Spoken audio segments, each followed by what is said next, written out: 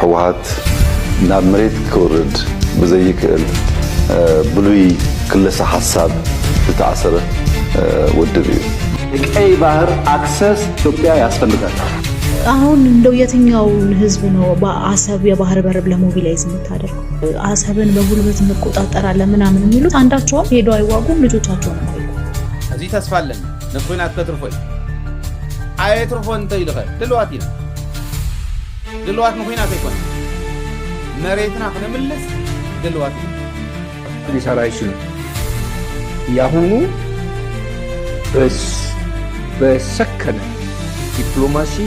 መፍትሄ ማግኘት አለበት። እኔ ኮንክሉድ ላደርግል የሚችለው 60 ኪሎ ሜትር ርቅ 10 ኪሎ ሜትር ርቅ ያ ያንተ መሬት አይደለም።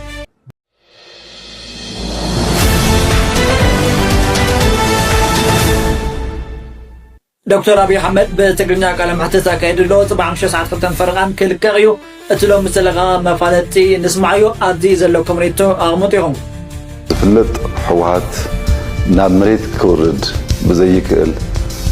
بلوي كل حساب تتعسره ودبي حجي صقم كونو زلو أو كبار والقايت سفناقلو زملكتي ኩናት ምድላው እና ገበረ እዩ ይዝብሃል ወረታት አለው ትግራይ ሰላምን ልማትን ይግባው ሰላምን ልማትን ይፈቱ ሰላምን ልማትን ተቃሊሱ ይዘሎ